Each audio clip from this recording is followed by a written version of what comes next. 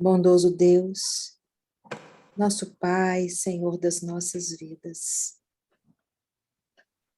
nosso Senhor Jesus, Divino Mestre, Irmão Maior, nos encontramos aqui reunidos em Teu nome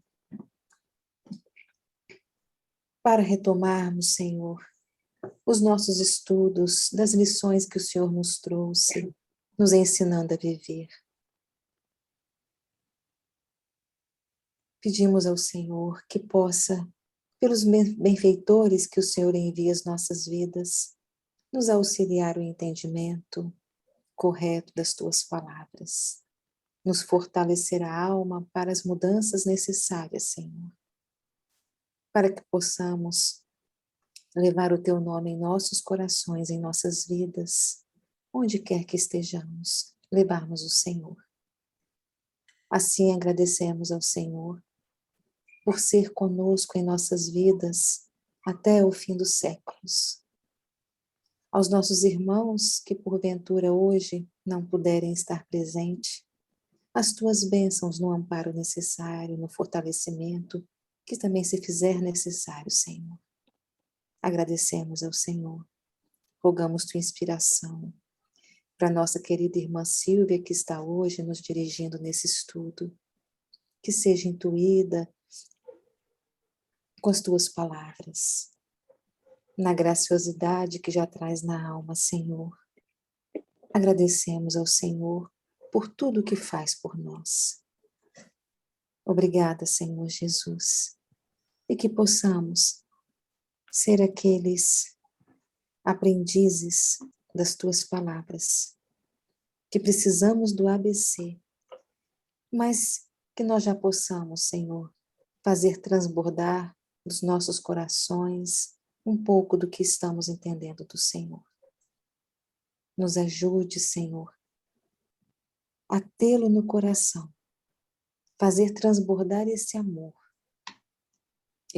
que o Senhor veio nos ensinar, pelos Teus exemplos, e através dos Seus discípulos, apóstolos, que nós possamos compreendê-lo cada vez mais. Tuas bênçãos, Teu amparo, por sobre todas as criaturas, Senhor.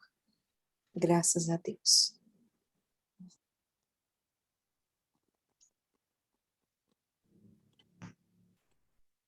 Obrigada, Adriana. Vou compartilhar a tela. Vocês, por favor, vocês me falem se vocês estão vendo.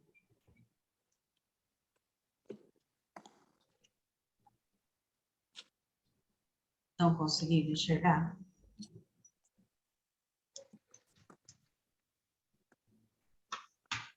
Ok, para mim ok. Para mim também, Silvia. Que bom, porque eu tenho um pouco mais de intimidade com o Google Meet, né? Então, o Zoom está sendo um pouco novidade, né? Eu dei uma... Aprendi rapidamente agora aqui. Então, hoje praticamente nós vamos iniciar a Epístola de Pedro, né? A primeira Epístola de Pedro. Então, sejam muito, muito bem-vindos. Hoje é quarta-feira, dia 26 de janeiro de 2022, NEP, Núcleo de Estudos e Pesquisa do Evangelho à Luz da Doutrina Espírita, NEP Bartolomeu. Primeira Epístola de Pedro. Está, Pedro.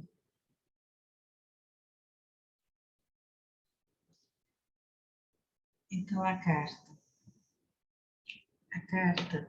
de Pedro, ela sempre foi identificada, igualmente as epístolas de Tiago, de João, de Judas, primeiramente com o nome deles, e depois como se tratava, se era a primeira, se era a segunda carta.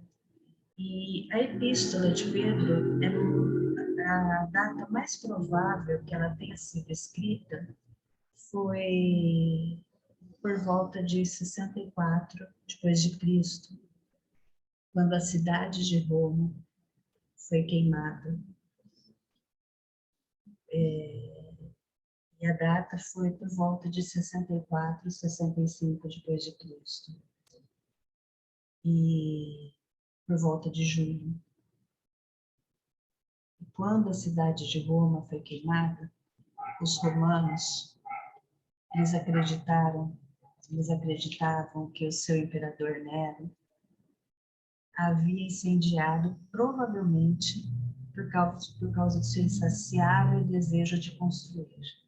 O Nero tinha, assim, uma gana muito grande de construir. E para construir mais, o que ele tinha que fazer? Ele tinha que destruir o que já existia. Então, Nero tinha ele adorava fogo e adorava construir. E os romanos, eles ficaram completamente arrasados, né? Eles perderam tudo. Que a cidade foi totalmente destruída. Eles perderam sua cultura, tudo desapareceu, né? Juntamente com a cidade. Tudo que era da religião deles, seus templos, seus ídolos, seus relicários, tudo foi queimado. Muitos foram mortos nesse grandioso incêndio, né? E esse incêndio teve grandes implicações religiosas e fez acreditar que as divindades eram incapazes de lidar com essa conflagração e também que tinham sido vítimas dela. E as pessoas ficaram sem casa, sem esperança, elas ficaram perdidas, né? Ficaram sem absolutamente nada, elas perderam tudo. E elas estavam muito magoadas, muito tristes, com muita raiva. E aí Nero, o que ele precisava reverter aquela situação, porque ele estava sentindo que a hostilidade estava caindo em cima dele, porque foi ele que havia posto fogo em Roma, né? Então, ele precisava reverter aquela situação. O que ele fez para reverter aquela situação? Ele usou os cristãos como bode expiatório. Os cristãos, alguns já eram odiados por eles estarem associados. Nossa, eu não sei o que é esse vermelho.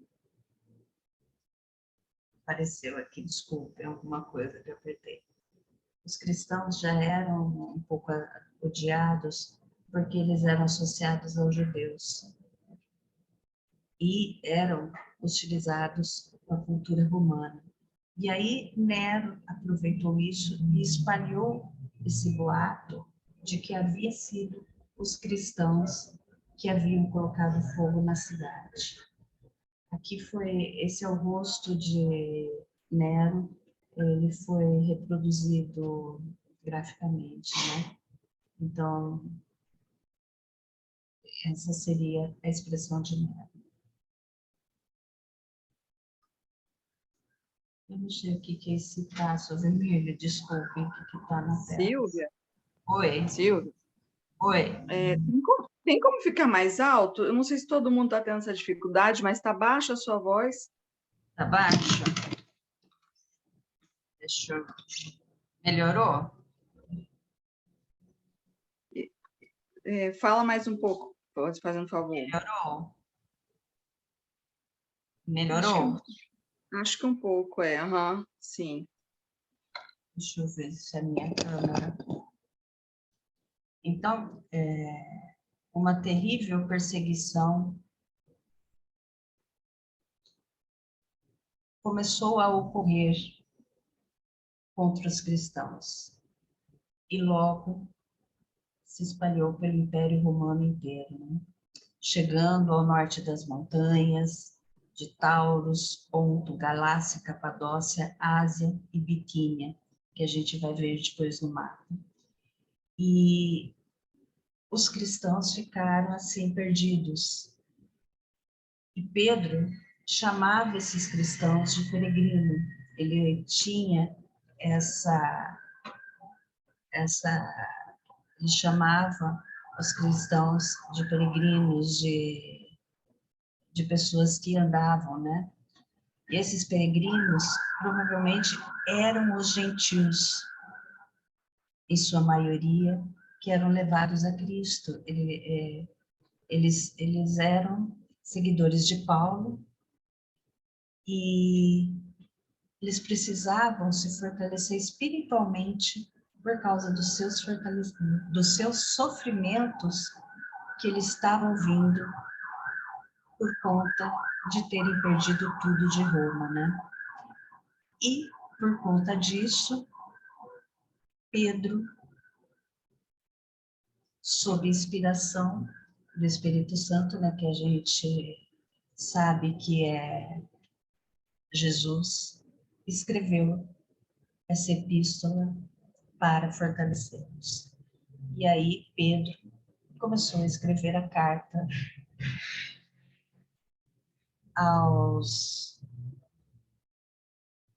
a esse povo. Vocês estão me ouvindo melhor agora? Tá melhor sim. Então tá bom. Então, aqui tem duas imagens do incêndio. Foi um triste acontecimento, né? De um imperador louco, né? E a epístola. Vamos à epístola.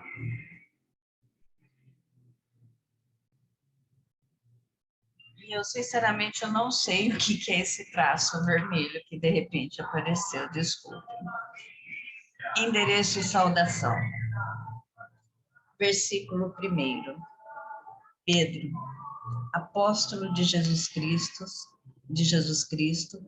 aos estrangeiros da dispersão, do Ponto, da Galácia, da Capadócia, da Ásia e da Bitínia, eleitos, segundo a presciência de Deus Pai, pela santificação do Espírito, para obedecer a Jesus Cristo e participar da bênção, da aspersão do seu sangue. Graça e paz vos sejam concedidas abundantemente.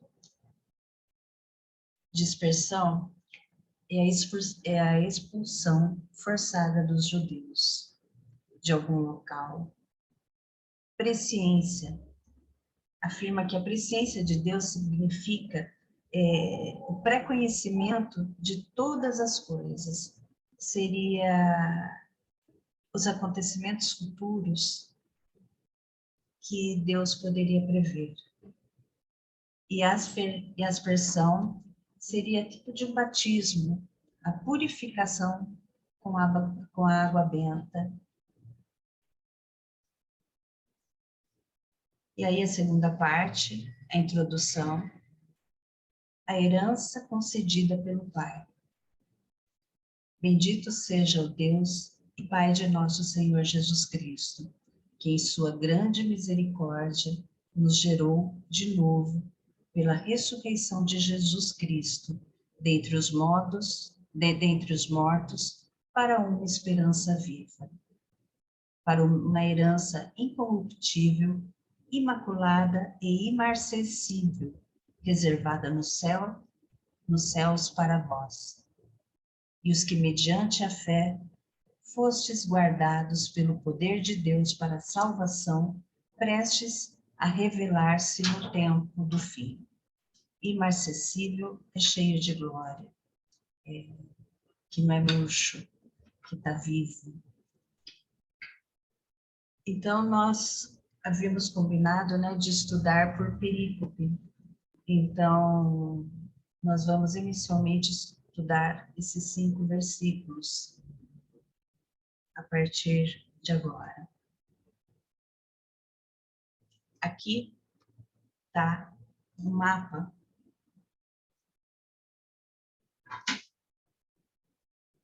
Ponto, Galácia, Capadócia. Então, o Pedro está falando para os peregrinos dessa região aqui, de Ponto, Bitínia e Ponto, Galácia, que a gente chama de Ásia Menor, Capadócia, aqui da região da Armênia.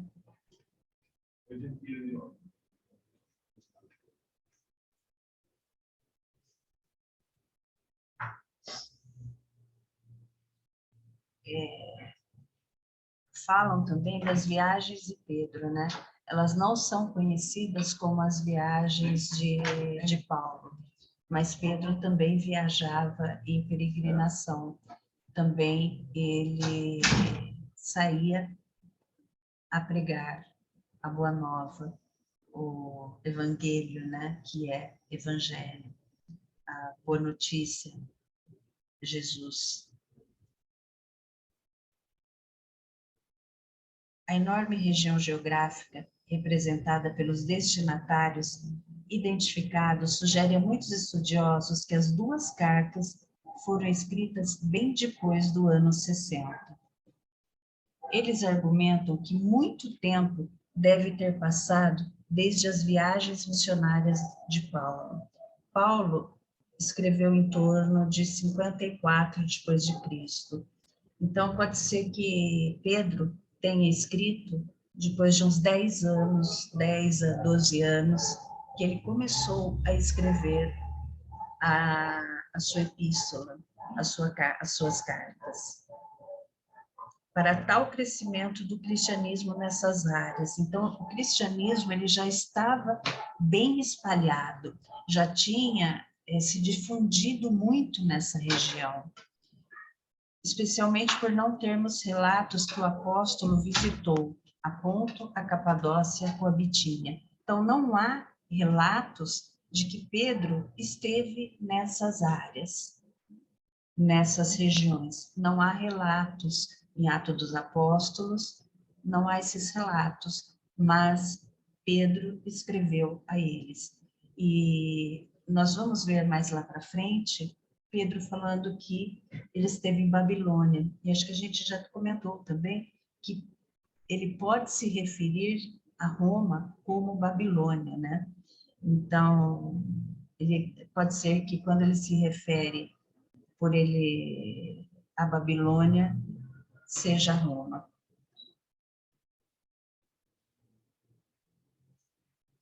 E aí a gente percebe nas epístolas um vocabulário refinado e um estilo literário rico. Aí a gente se pergunta, né? Mas Pedro não era uma pessoa iletrada, não era uma pessoa bruta, né? A gente não ouve falar isso de Pedro, né?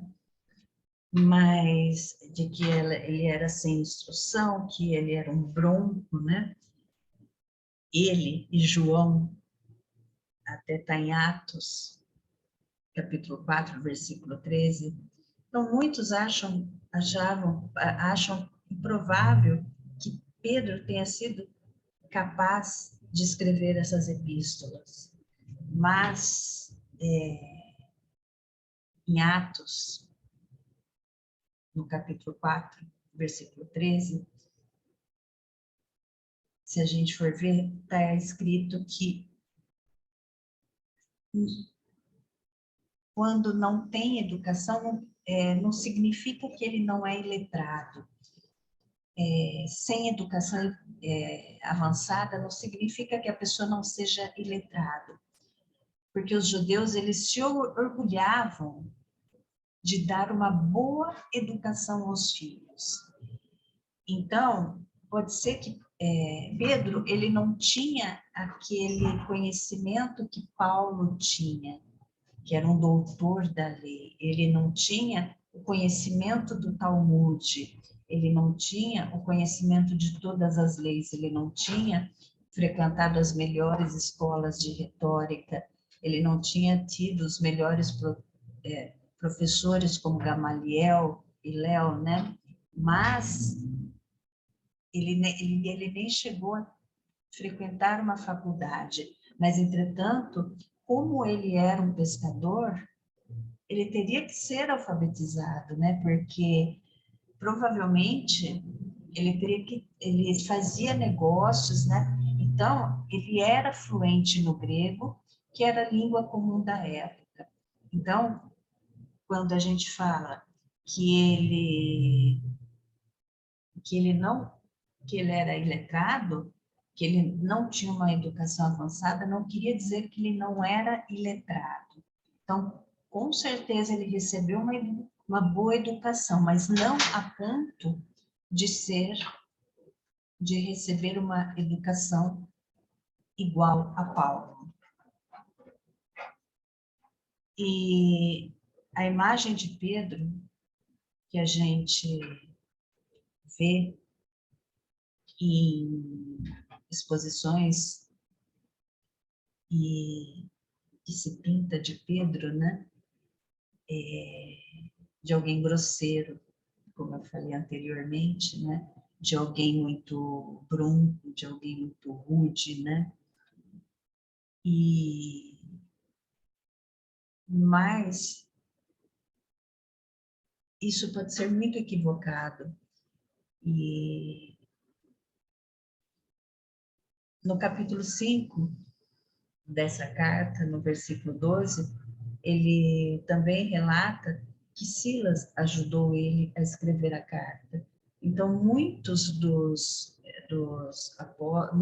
apóstolos e muitos dos evangelistas tiveram ajuda a escrever a carta. Até Paulo teve ajuda para escrever a carta. Então, isso indica que Pedro, ele se importava em garantir que a sua carta fosse interpretada corretamente. Oi, Ilcimar, se levantou a mão. Pode falar, minha querida. Sim, Silvia. Só voltando aí, né, dessa personalidade, essa impressão de grosseria do Pedro, eu acho que muito também por causa daquele episódio dele cortar a orelha, né, do soldado, e também por ele ter sempre a coragem de fazer perguntas a Jesus quando ninguém tinha coragem, né? Ele era mais incisivo nas coisas. Talvez por isso a gente tenha essa imagem.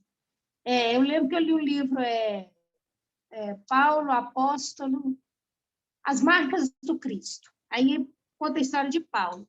Aí Paulo, conversando com Pedro numa mesa, Paulo fala que ele também é um apóstolo. Aí que nesse momento Pedro bate na mesa e fala que ele não é um apóstolo porque ele nem conheceu o Cristo.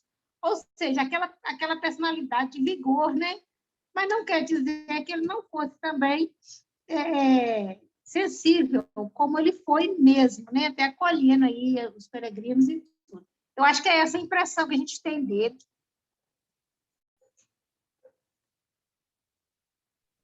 Sem dúvida.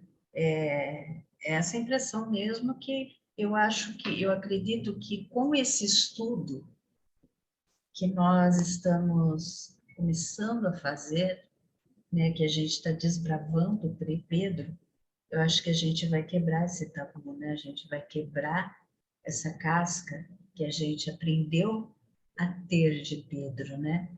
Porque para mim também Pedro é novo, então para mim Pedro realmente é novo. Eu tenho poucas leituras sobre Pedro, né? Então eu sou totalmente aprendiz como vocês, como qualquer um de vocês em relação a Pedro. E a primeira imagem que a gente tem é dele ser uma fortaleza. E quando a gente pensa numa fortaleza, a gente pensa numa casca dura, né?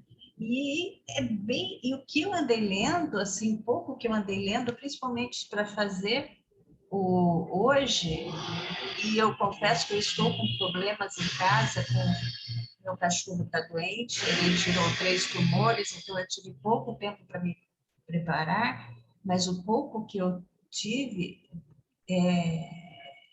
para me preparar fala que dessa imagem equivocada que a gente tem de Pedro, que ele é uma pessoa extremamente sensível e da fé inabalável.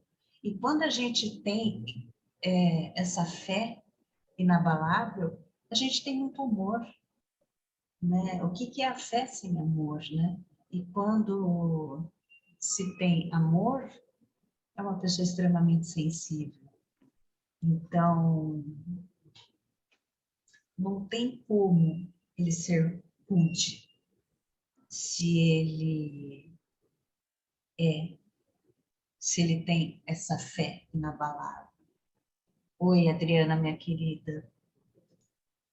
Silvia, é só assim, no mesmo pensamento, né, seu e da Márcia, porque ele inicia ali já no comecinho da carta falando, né, eleito segundo a presciência de Deus Pai. Então, olha como ele traz essa sensibilidade, essa submissão, né, segundo a presciência de Deus, para obediência. Então, se a gente está falando dessa sensibilidade de Pedro, né, que não é só essa robustez do lado de fora que se comenta, mas só nesse comecinho já dá para perceber que ele tem sim, né, nesse momento aqui, já tinha essa sensibilidade, essa delicadeza, essa percepção própria de um discípulo e de um apóstolo, em se colocar ali muito submisso à presciência de Deus, eleito segundo Deus, né?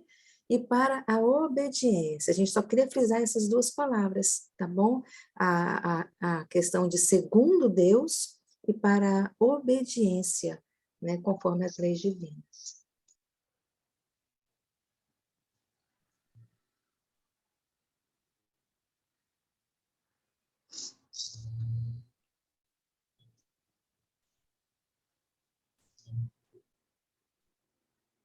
O versículo de abertura da epístola, ela afirma que ela foi escrita por Pedro, que claramente foi o líder entre os apóstolos de Cristo. E aí a gente vê que o Pedro, ele era o líder dos apóstolos. E se a gente for ver os escritores dos evangelhos, eles enfatizam esse fato ao colocar o nome do Pedro em primeiro lugar em todas as listas de apóstolos. Quando a gente vai ler lá sobre a missão dos 12, quando a gente vai ler sobre qualquer coisa que vai listar os apóstolos, quem que aparece em primeiro lugar? O nome de quem? De Pedro. Deixa eu abrir aqui meu NetSearch e vou ler aqui. Eu não coloquei. Eu vou abrir Mateus 10, que eu não tenho tudo de cabeça, viu, pessoal? Desculpa, mas a minha cabeça não é uma Bíblia. Vocês me desculpem. Então, eu não tenho essa.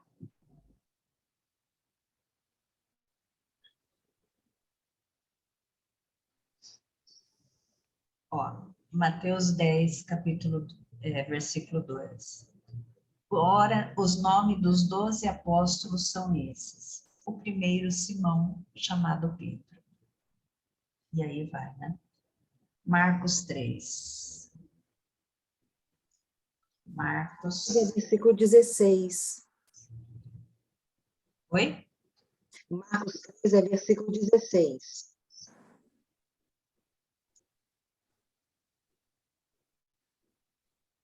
Versículo 16.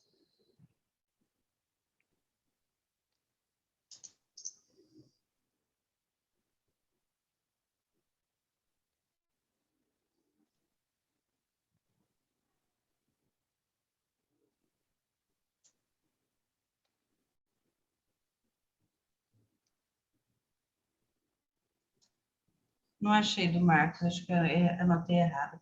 Mas todos eles, ó, o Lucas, capítulo 6.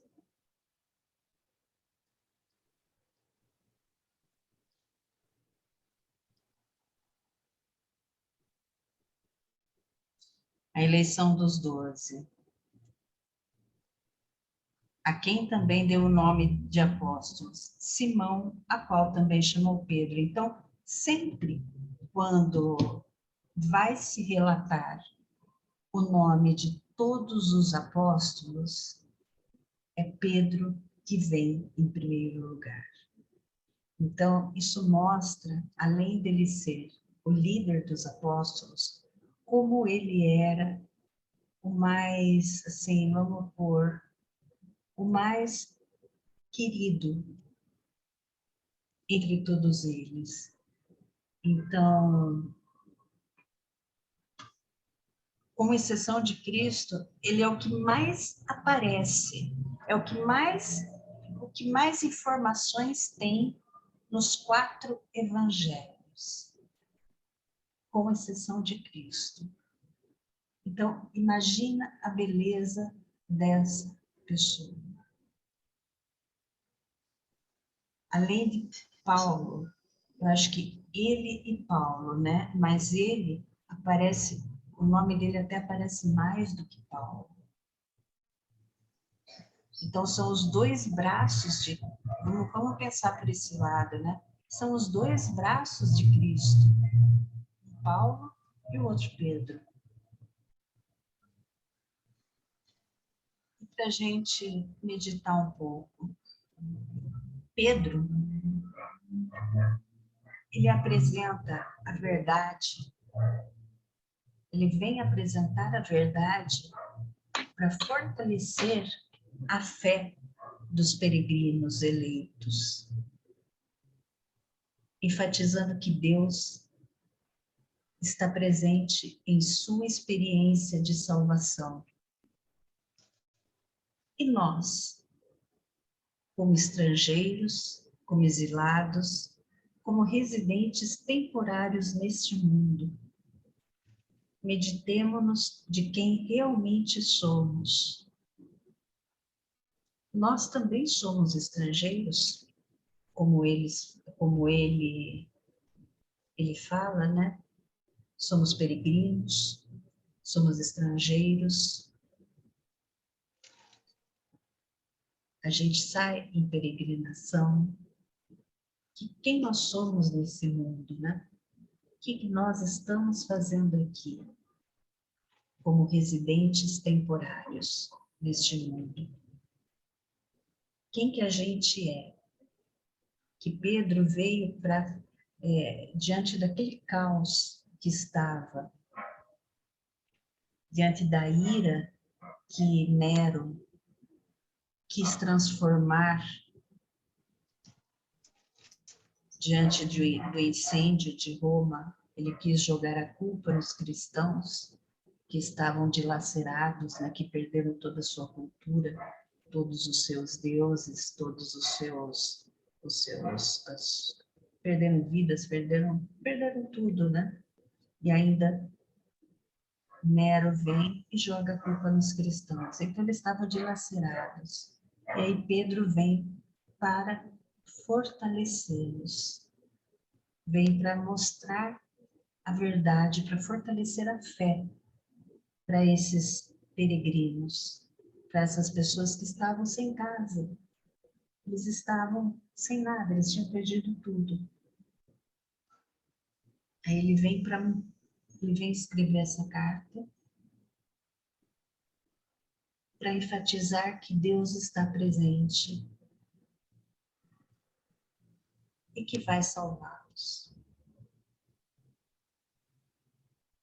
E aí eu pergunto como o João fala, né? Nessa primeira provocação. Lembrando no livro Exilados de Capela, nós nesse planeta, né? Nós como estrangeiros nesse planeta, como exilados nesse planeta, residentes temporários neste mundo, quem realmente a gente é.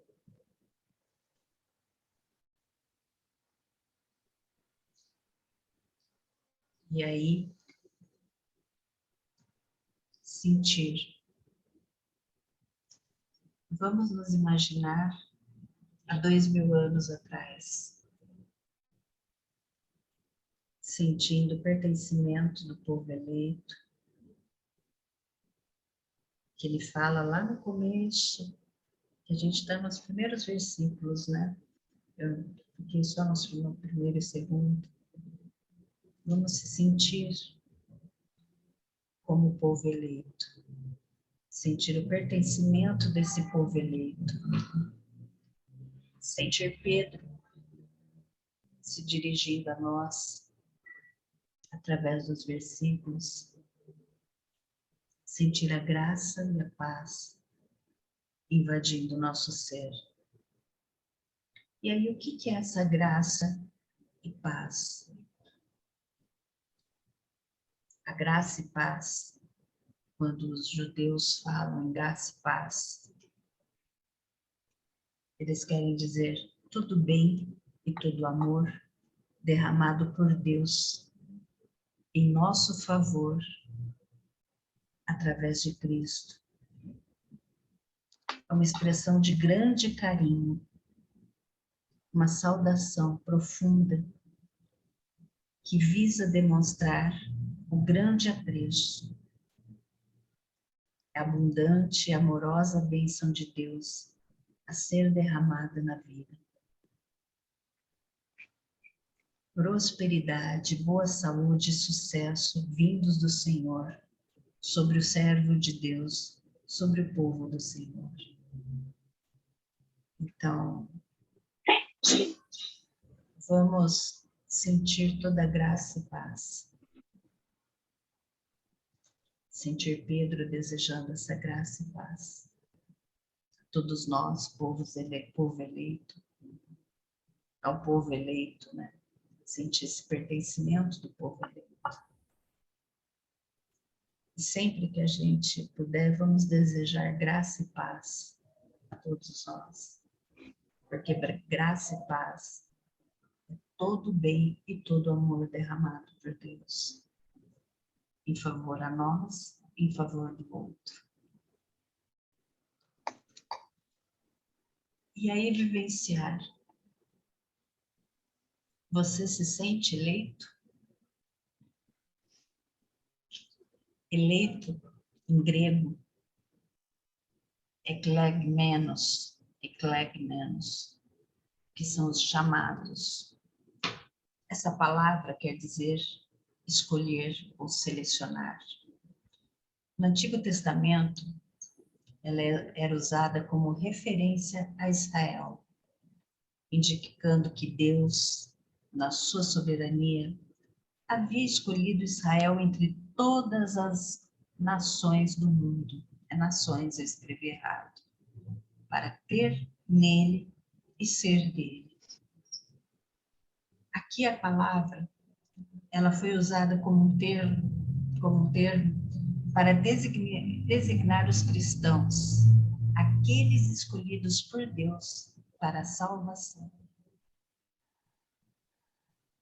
A palavra eleito também é usada para designar aqueles que recebem Cristo durante o período da tribulação e os anjos santos que não caíram. O fato de serem lembrados que foram eleitos por Deus era um grande consolo para esses cristãos perseguidos. Então, é uma carta que a um povo perseguido pela fúria de Nero, pela fúria do povo romano que estava achando que eram os cristãos que havia posto fogo em Roma. Então, é uma carta para fortalecer a fé dos perseguidos, de quem se sente perseguido. E a gente pode se sentir perseguido de muitas maneiras, né?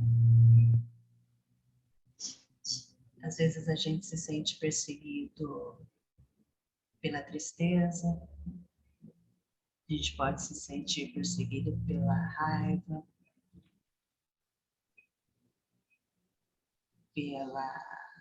pelos prazeres, pela vaidade. Então, eu acredito que a gente vai aprender muito com essa carta. Aí eu trouxe um texto de Emmanuel, Caminho, Verdade e Vida, que buscai. E Jesus, voltando-se e vendo que eles o seguiam, disse-lhes, que buscai? Está em João, capítulo 1, versículo 38. A vida em si é conjunto divino de experiências. Cada existência isolada oferece ao homem o proveito de novos conhecimentos. A aquisição de valores religiosos, entretanto, é a mais importante de todas em virtude de constituir o movimento de iluminação definitiva da alma para Deus.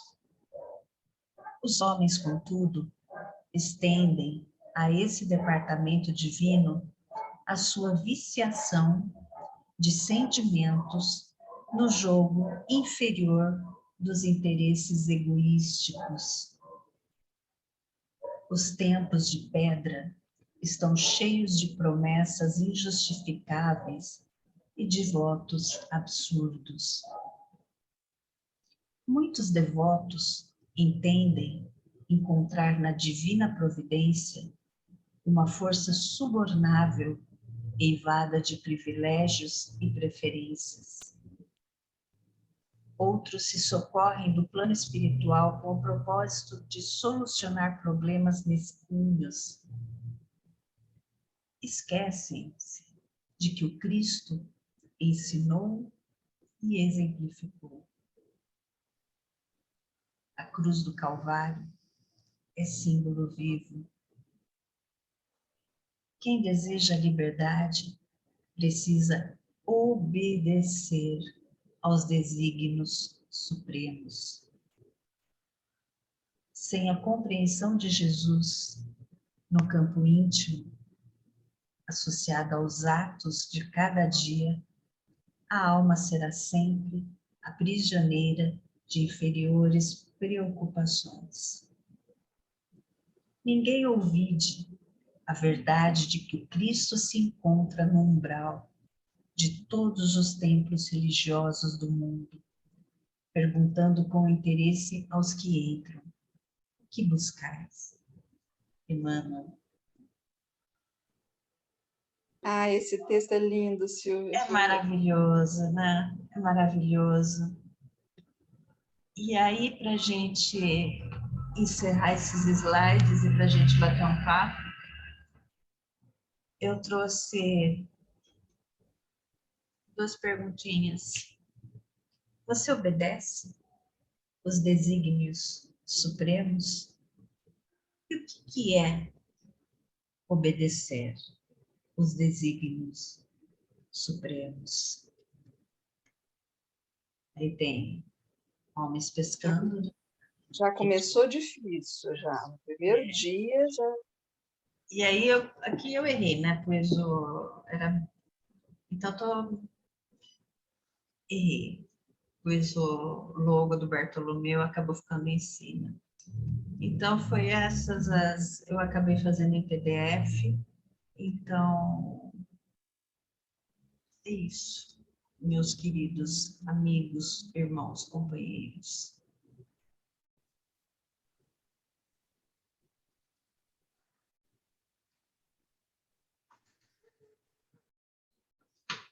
Passo a bola agora, como o João fala. Passo a bola quem deseja falar um pouco sobre o que é esses desígnios, se a gente obedece ou Você quer falar sobre qualquer coisa? Sobre o texto? Eu fui pega meio de surpresa para fazer o estudo hoje, e eu tive uma semana, estou tendo uma semana um pouco tumultuada, então peço a indulgência de vocês. Não sou o João, não tenho carisma carioca, que nem ele fala, né? O carisma carioca dele. Então, passo a bola para quem deseja falar alguma coisa sobre Pedro, a rocha, Cefas. Hein, Silvia, como diz o João, um de cada vez, por favor, né? Cada vez, por favor. Hoje, literalmente, estamos iniciando a Epístola de Pedro, né? Literalmente estamos iniciando. Não é o método miudinho, que a gente vai esmiuçando, a gente vai período por período. Então, nós fizemos o de 1 a 5, e eu peguei eu achei o versículo 1 e 2 para falar um pouco sobre o que é esse povo eleito, né? O pertencimento, né? Se a gente se sente, o que é se sentir pertencer ao povo eleito? Será que nós somos eleitos e escolhidos, né? Eleitos e escolhidos, será que é a mesma palavra? E o que é ser eleito por Deus? O que é ser escolhido por Deus? E a gente obedece, né? Que nem fala, que nem Emmanuel falou, de obedecer os desígnios, e Pedro também fala de obedecer. O que é obedecer os desígnios de Deus? E a gente obedece? Como que é obedecer, né? A gente... Vamos pensar em crianças, né? Quem tem filhos, como criança, como a gente tem que educar para obedecer, né? E mesmo assim, a gente nunca acerta, né? A gente sempre acha que falhou na educação, né? Sempre acha que tem um ponto que precisava ter melhorado, né? Imagina em Deus, né? Com Deus. Então, o que a gente tem dentro de nós que precisa ser educado, que precisa ser melhorado? Eu não vi quem levantou a mão primeiro, se foi a Adriana ou se a Fátima. Me desculpa. Na verdade, eu ia clicar, eu nem percebi que eu cliquei. E aí o Silmar também levantou. Fatinha, fala você primeiro então, Fatinha, depois eu falo.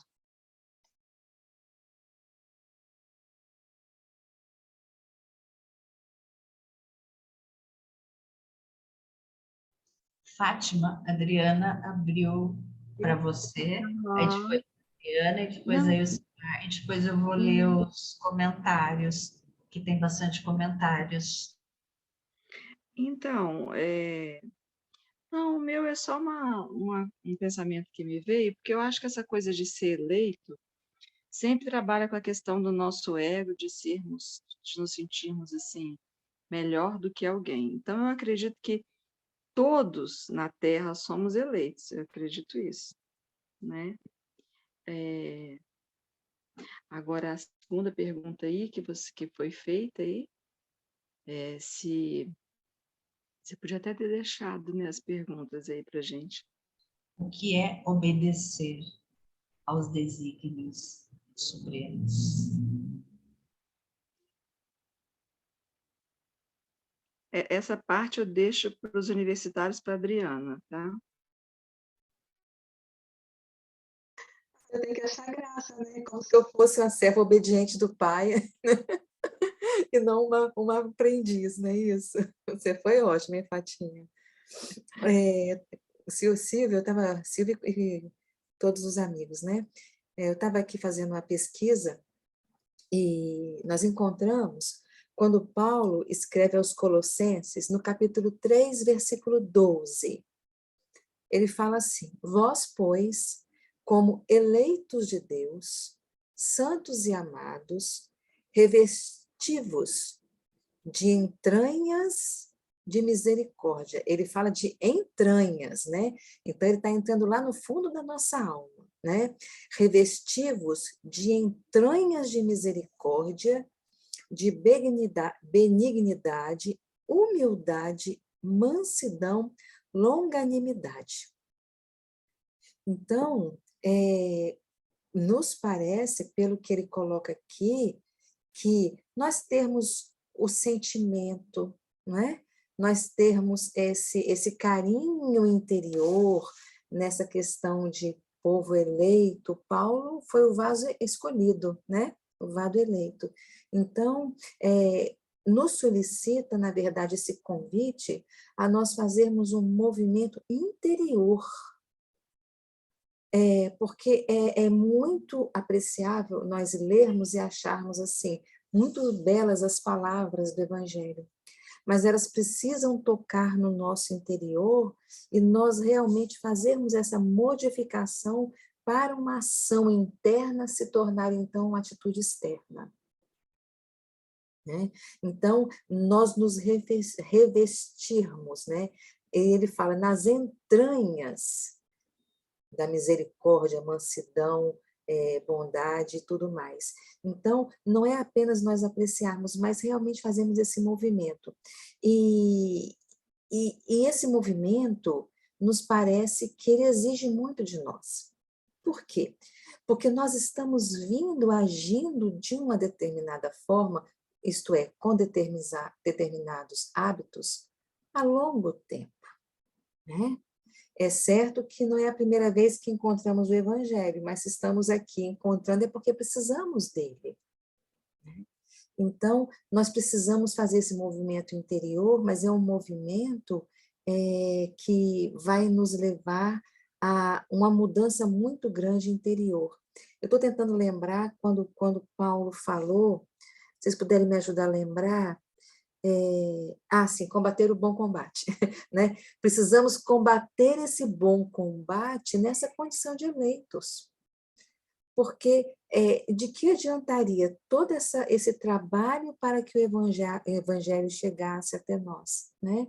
Todo esse trabalho dentro da doutrina, vamos falar, né, da nossa convicção, para que todas essas mensagens viessem através de Emmanuel, de vários benfeitores.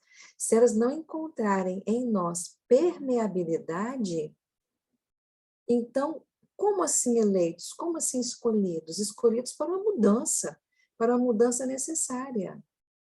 E uma mudança que nós podemos realizar agora. A gente não está falando, todos sabem, a gente não está falando de perfeição, né? Nada disso. Mas reconhecermos em nós alguma coisa que agora precisamos mudar muito e modificarmos. Então, a mensagem chega para nós, para que nós possamos, então, assim, como cristãos, buscarmos ser cada vez mais legítimos e buscarmos nos aproximar mais de Jesus, buscarmos nos aproximar mais de Deus, até porque ele nos fala, vinde a mim, né?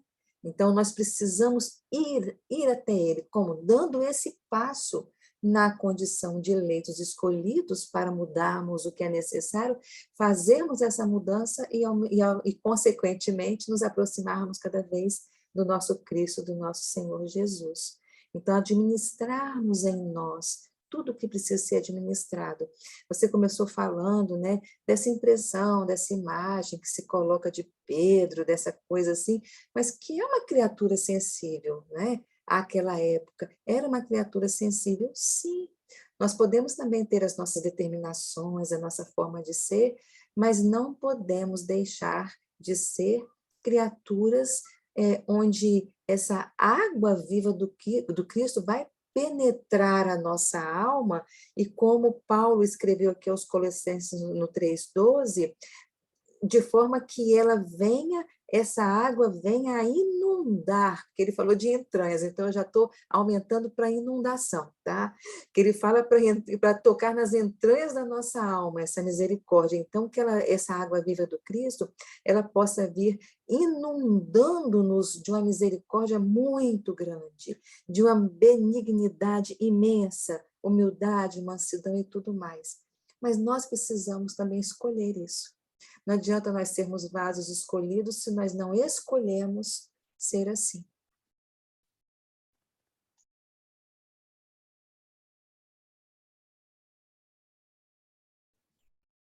Isso mesmo, Adriana.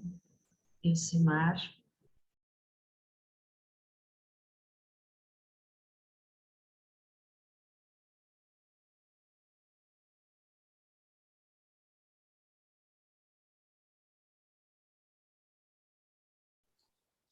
Oi, Oi. eu não sei se você chamou Márcia Luciá ou Lucimar. Era Tá Elcimar. mudo, né? Ah, Ilcimar. tá. Desculpa, estava Então tá. mudo, né? Está ouvindo agora? Oi?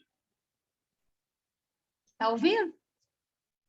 Estamos te ouvindo, Elcimar. Pode Então, falar. vou retomar aqui. Quando você fez a pergunta de obedecer aos desígnios supremos, eu me lembrei do estudo de ontem, do NEP aqui de Patinga, no Caminho da Luz, com o Álvaro Molderrai. Ele falou sobre as 14 gerações, né, de Abraão até Davi, mais 14 de Davi até o exílio da Babilônia, e mais 14 da Babilônia até o Cristo. Então, ele explicou por que Mateus citou isso. Porque 14 significa dai em aramaico. Então, se nós tivéssemos ficado somente lá nas primeiras 14 gerações de Abraão até Davi, para nós, esse amor que Deus nos deu nessas 14 gerações já era o suficiente. Nós já entendemos que ele provou o amor dele por nós. Mas para Deus não era suficiente. Por isso que ele foi nos conduzindo aí até o exílio da Babilônia, até chegar no Cristo. E ele ainda complementa, se Mateus estivesse vivo, ele tinha escrito mais 14 gerações do Cristo até Kardec, provando que nós achamos que é suficiente, mas Deus não acha. Então, ele sempre vai estar fazendo para que nós possamos chegar até ele. E isso é ser, para mim, o povo eleito de Deus. Não é? E quando eu obedeço o desígnio supremo, eu vou responder com a mesma fala que você fez aí sobre graça e paz. Quando eu reconheço a minha fraqueza e permito receber Jesus. Aí eu estou passando a minha aprovação, meu sofrimento, mas eu sei que ele está ali segurando a minha mão. Aí eu entendi o amor de Deus por nós. Não é? Eu entendi que eu faço parte do povo eleito. Então, quando a gente pensa nisso, que para nós é suficiente, mas que para Deus não é, a gente percebe esse amor supremo. E, com certeza, Pedro, que eu particularmente tinha um ranço com ele, depois eu me apaixonei por ele, é exatamente isso. Ele entendeu perfeitamente que Deus o amava de forma suficiente, né? Que para ele o mínimo era suficiente, mas para Deus não é. Né? Ele tem certeza que ele entendeu esse amor sublime. É isso que eu queria passar.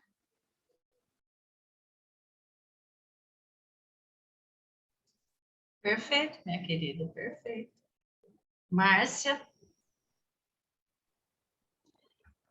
Bem, Silvia, só para complementar, eu fui buscar, né, na etimologia da palavra o significado de desígnios. Então, seria vontade ou intenção de desenvolver, de realizar alguma coisa. E vem do latim designum, do verbo designare, indicar. Então, isso, né, ouvindo a Adriana e o Simar falando, esses desígnios, que essa vontade, essa intenção, dentro dos desígnios de Deus, daquilo que Deus nos coloca, né, de forma a seguir, a obedecer, ela só vai ter condições de se confirmar essa escolha, né? Com o amor, com a fé, né? Que aí sim, ele, no caso, a pessoa, ela consegue seguir os preceitos divinos, né, de Deus, e sendo realmente eleito por Deus. Então, vai partir também da vontade de desenvolver aquilo que lhe é determinado. Então, só para complementar a fala.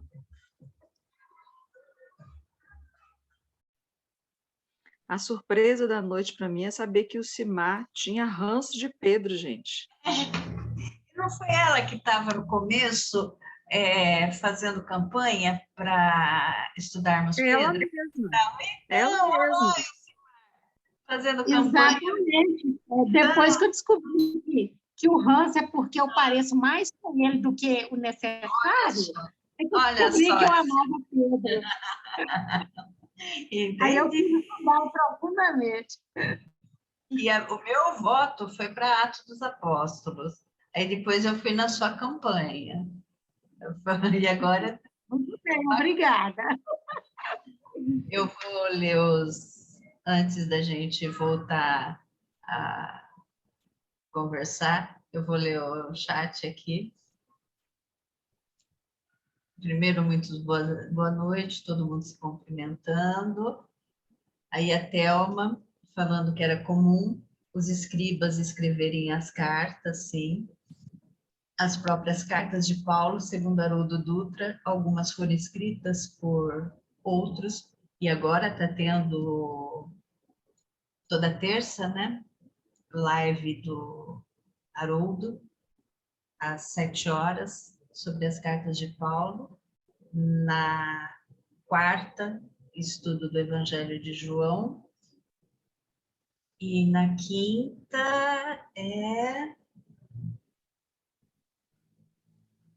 acho que é André Luiz, Nosso Lar. Terça, quarta e quinta, 7h, no canal do Haroldo Dutra. Então, tá recente, começou, tá no 3º episódio. Vale a pena para quem tiver tempinho ou depois para assistir e acompanhar. E vai lançar o livro, né? Porque da tradução das cartas, então vai ser muito bacana, né? Que ele traduziu os evangelhos, agora vem a tradução das cartas. Em Paulo Estevão, agora Maria Gabriela falando, em Paulo Estevão conseguimos perceber um tanto a personalidade de Pedro. O livro Paulo Estevão, a gente consegue mergulhar, né, na vida dos apóstolos, né, da vida de alguns apóstolos, na vida de Paulo. Coerência no falar e no agir, que não adianta nada a gente falar, a gente ter a mais bela retórica, né? Falar até papagaio fala, né? Falar, a gente decora, a gente lê, mas o agir, que o agir que é mais complicado, né? Então, que a gente possa toda noite fazer tipo de um raio-x, né? Fazer a gente deitar e ver a coerência dos nossos pensamentos, do que a gente fala e do que a gente do nosso agir, né? Para sempre ter essa coerência. Aí Thelma, Pedro escreve esta carta com a ajuda de Silvano, também conhecido como Silas, sim. E isso está no capítulo 5, versículo 12. Provável que Pedro tenha ditado a carta a Silvano, Silas, que era muito comum na época e que tenha sido escrita, ao que tudo indica, um pouco antes do mês de julho, no ano de 64 depois de Cristo, quando Roma for incendiada. Ponto incontroverso é o de que esta carta fora composta entre 64 e 65, segundo a apostila do EAD. A gente encontra, né, várias, nos estudos de exégese e nos estudos de EAD, a gente encontra algumas inconsistências, né? Por isso que é bom a gente sempre ver vários, tentar achar autores renomados, ver as indicações também do NEPSearch, né? do NEPSearch, não, do NEP Brasil, que tem umas indicações de autores bíblicos, né, de renomados, porque, infelizmente, na doutrina espírita, a gente é nenê, a gente caminha, a gente é bebê em relação a estudo bíblico, né? Nós temos pouco estudo bíblico, né? Então, a gente tem pouca teoria, né? E o estudo do NEP, agora que a gente está começando, né? E a gente encontra até uma certa resistência, que há a ala mais conservadora, né? Então, infelizmente, a gente, quando tem que partir para algum lado um pouco mais a gente tem que partir para um pouco mais na teologia, né? E aí a gente tem que ter esse cuidado de procurar alguns teólogos mais conceituados para a gente estudar, né? Mas a gente vai ver, a gente encontra várias linhas que estão, que têm essas controvérsias, né? Fátima, minha querida. Não, eu queria que vocês me ajudassem a entender, porque eu sou exatamente essa pessoa no jardim de infância, né, do Evangelho mesmo. E leio o texto de Emmanuel e entendo com maior facilidade. Não que eu pratique o que Emmanuel ensina, mas entender é muito tranquilo. Eu acho até engraçado quando alguém acha difícil os textos de Emmanuel, porque eu consigo, assim, captar e ficar maravilhada, né, em todos eles. Mas esse linguajar, ainda mais essa carta aqui, né, que é essa coisa do Evangelho mesmo, eu não sou familiarizada, realmente. Mas aqui, quando vocês falam 64 depois de Cristo, é depois que Jesus partiu para o plano espiritual, mas não é sempre contado assim, com a morte dele?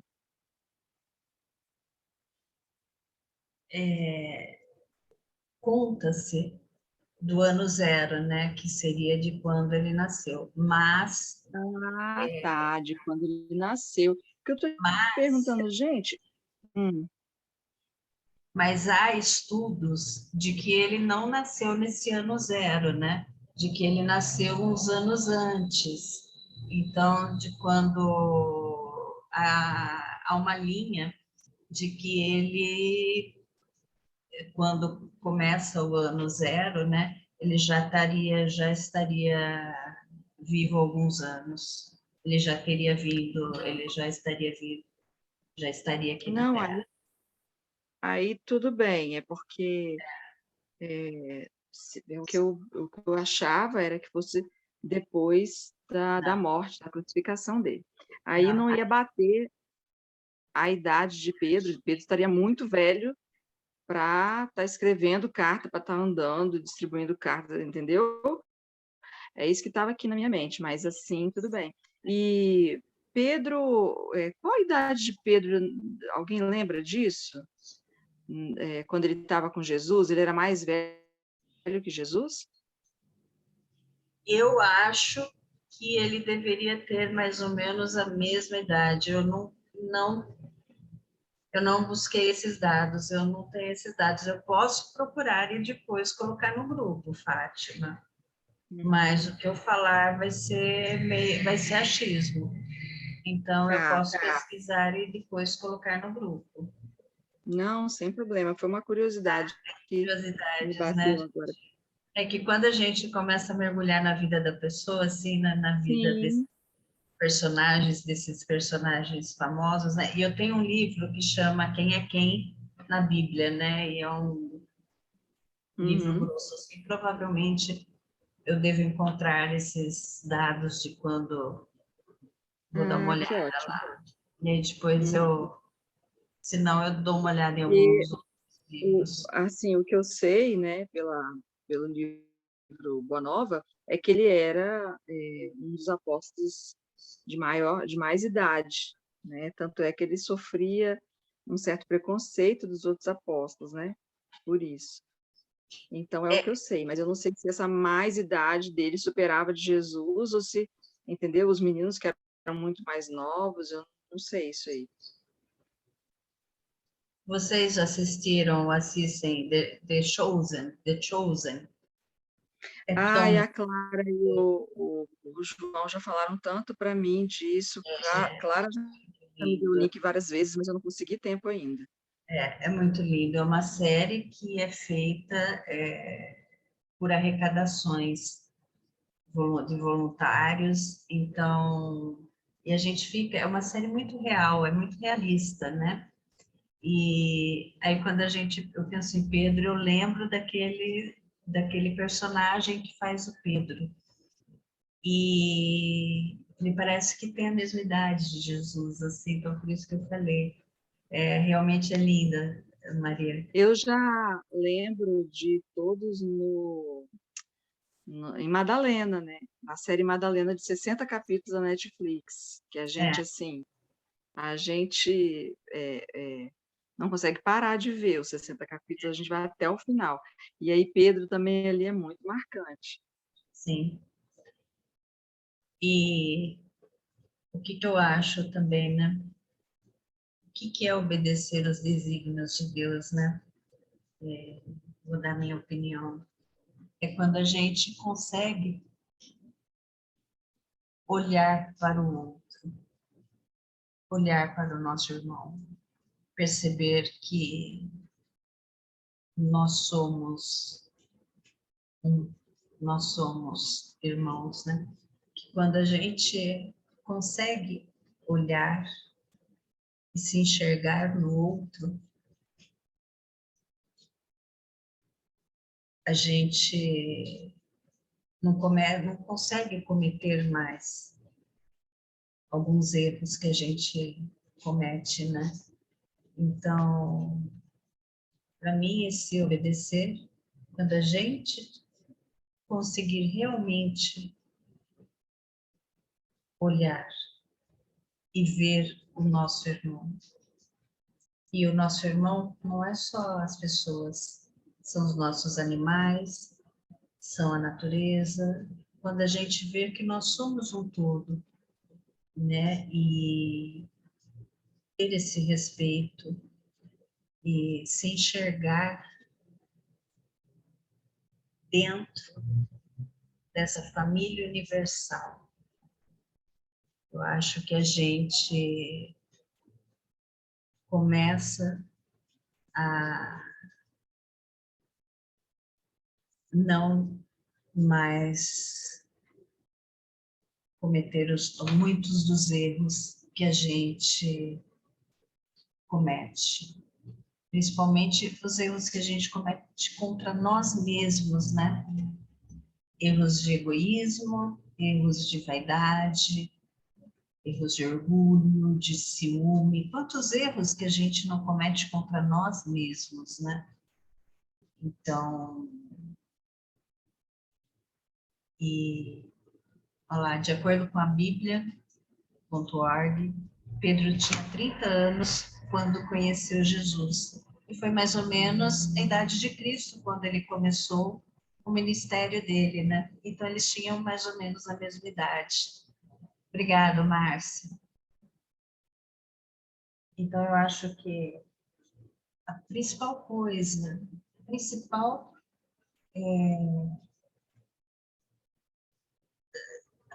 lição do Evangelho é o amor. É a gente se revestir de amor.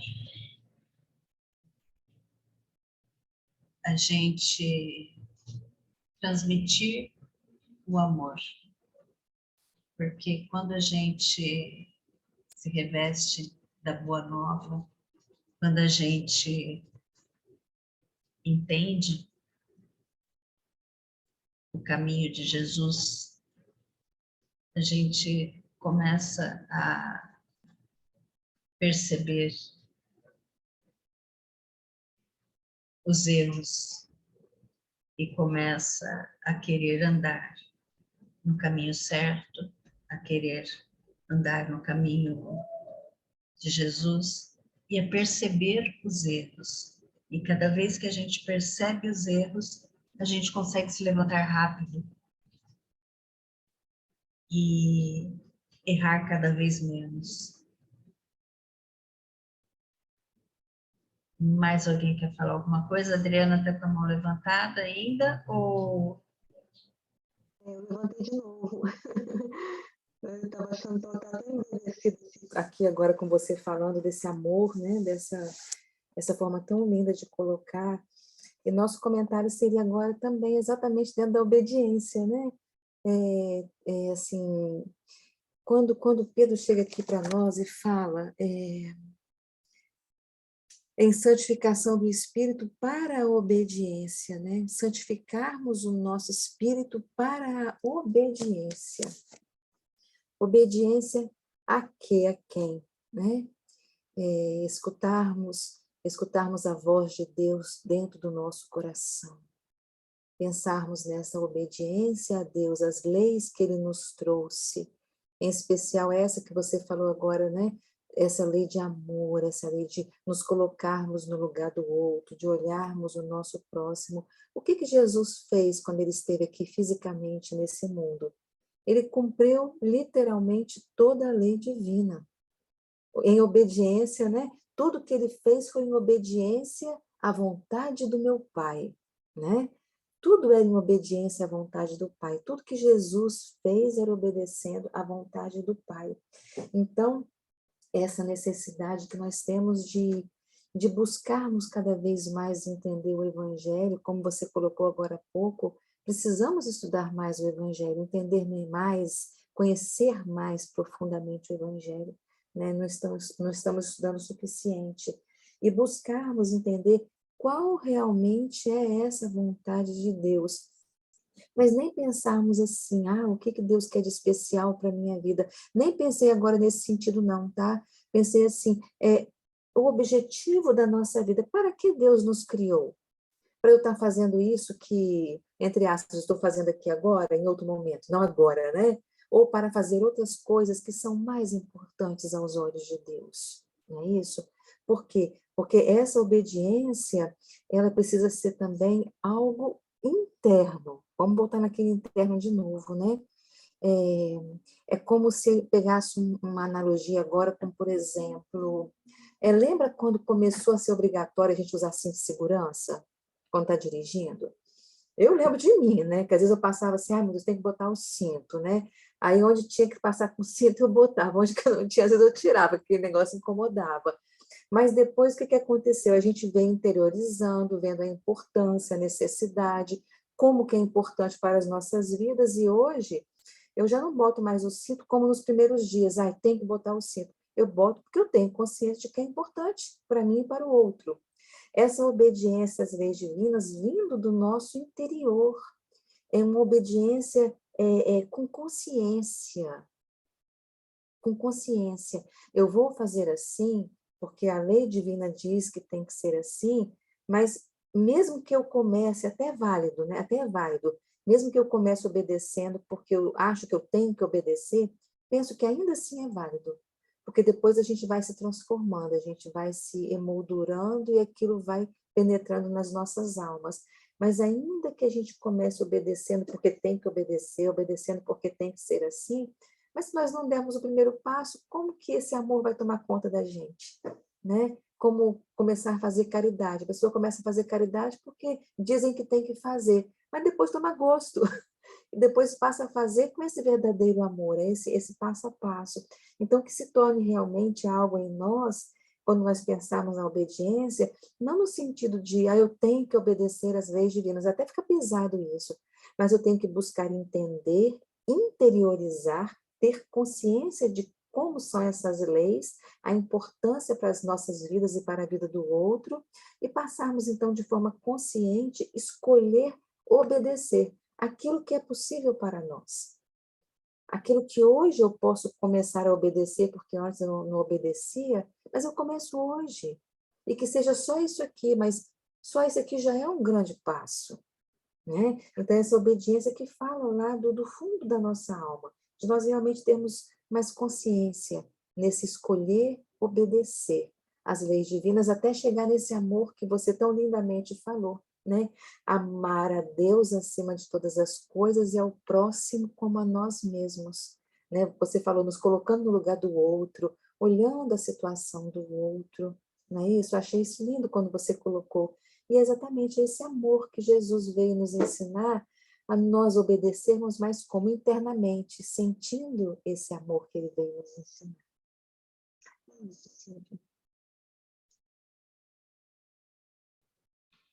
E só para fechar, né? Porque nosso tempo já está se esgotando.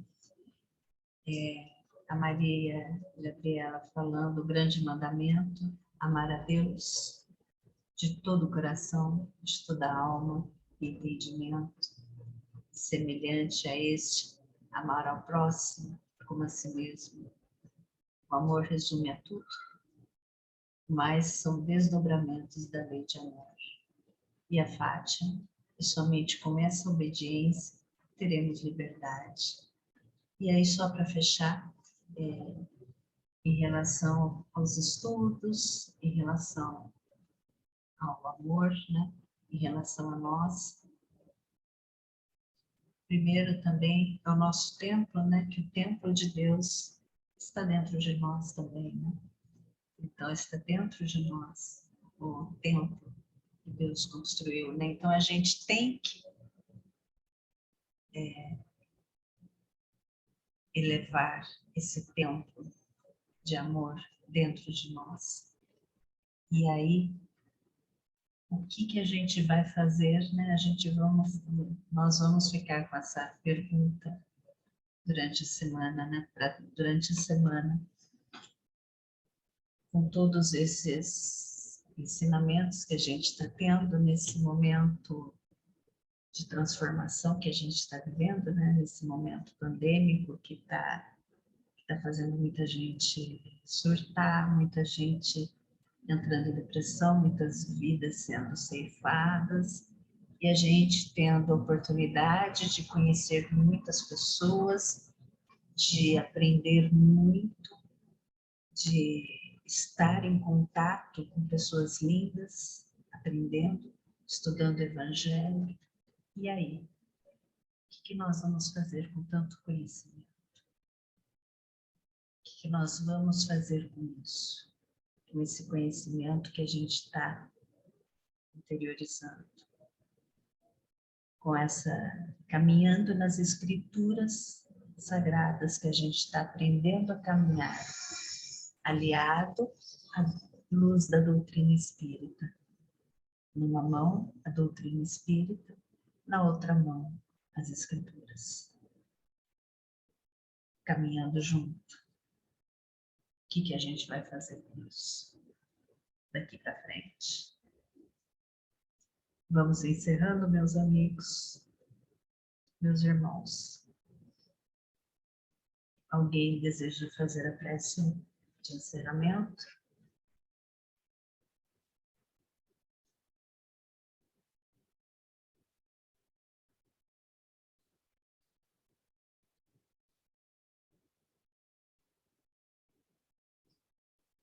Fátima, pode fazer? O que é que eu faço?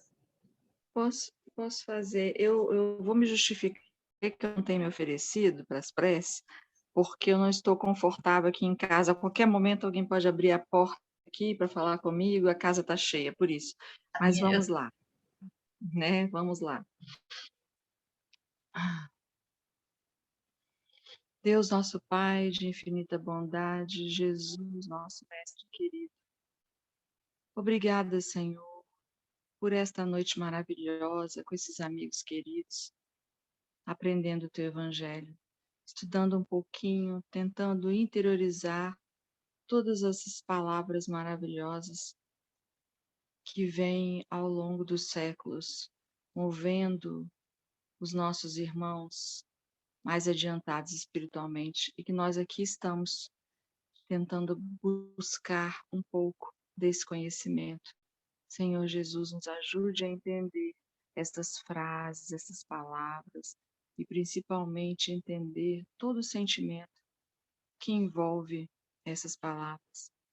Que nós possamos assim, Senhor, fazer do nosso coração um coração mais bondoso no olhar do nosso irmão, ao olhar o nosso irmão. Esteja conosco, Jesus, nesta semana, que nós possamos estarmos juntos novamente na quarta-feira, aprendendo um pouco mais e exercitando o Teu Evangelho. Abençoe o lar de cada um de nós, também daqueles que aqui não puderam estar conosco, também daqueles que não optaram em estudar o Teu Evangelho, mas que, de alguma forma, Senhor Jesus, a luz se faça presente no lar de todos. Que assim seja. Meus amigos, muito